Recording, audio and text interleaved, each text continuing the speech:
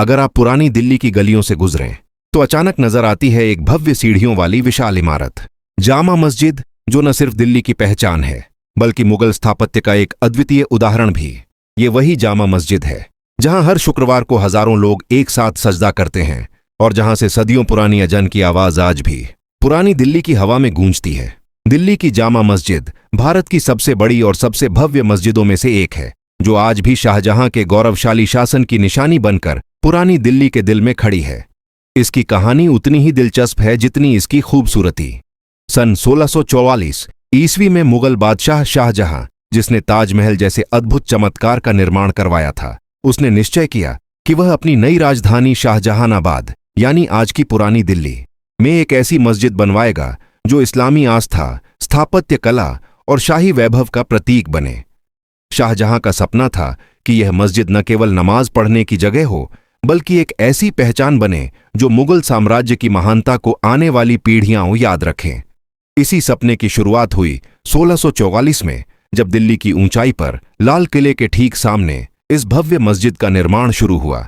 इस मस्जिद को बनाने में लगभग 12 साल लगे और इसे 1656 ईस्वी में पूरा किया गया। कहते हैं कि इसके निर्माण में करीब 10 लाख रुपए खर्च हुए थे, जो उस जमाने में बहुत बड़ी राशि थी। लगभग 5000 मजदूरों, पत्थर तराशने वालों, राजमिस्त्रियों और कारीगरों ने दिन रात मेहनत करके इस चमत्कार को आकार दिया। जामा मस्जिद का असली नाम मस्जिद ए जहाननुमा है, जिसका अर्थ है दुनिया को दिखाने वाली मस्जिद, और सच में यह नाम इसके वैभव को पूरी तरह दर्शाता है। यह मस्जिद लाल बलुआ पत्थर और सफेद संगमरमर से बनाई गई है। इसकी 3 विशाल सफेद गुंबदें और 2 ऊंची मीनारें, जो लगभग 40 मीटर ऊंची हैं, पूरी दिल्ली पर नजर रखती हैं। इन मीनारों में करीब 130 सीढ़ियां हैं और जो कोई भी ऊपर पहुंचता है उसे पुरानी दिल्ली का मनमोहक दृश्य दिखाई देता है। गलियां, बाजार, लाल किला और शहर की धड़कनें। जामा मस्जिद के विशाल आंगन में एक साथ 25,000 से अधिक लोग नमाज अदा कर सकते हैं। इसके बीच में एक बड़ा सा हौज, जलाशय बना है, जहां नमाज से पहले वजू किया जाता है। हौज का पानी इतना साफ और शांत होता है कि इसमें मस्जिद की गुंबदें भी प्रतिबिंबित होती हैं, मानो धरती पर आसमान उतर आया हो। मस्जिद के 3 मुख्य द्वार हैं, उत्तर, दक्षिण और पूर्व दिशा में। इनमें से पूर्वी दरवाजा सबसे बड़ा है और यह दरवाजा सिर्फ शाही परिवार के लिए इस्तेमाल होता था। कहते हैं कि शाहजहां और उसके बेटे बेटियां इसी दरवाजे से मस्जिद में प्रवेश करते थे।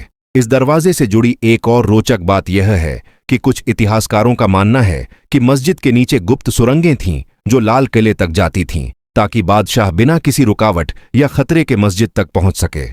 हालांकि इन सुरंगों की पुष्टि कभी नहीं हुई, लेकिन दिल्ली के लोग आज भी इस कहानी को रहस्य की तरह सुनाते हैं। जामा मस्जिद का निर्माण केवल पत्थरों और संगमरमर से नहीं हुआ था, यह शाहजहां की आस्था और कलात्मकता का परिणाम था।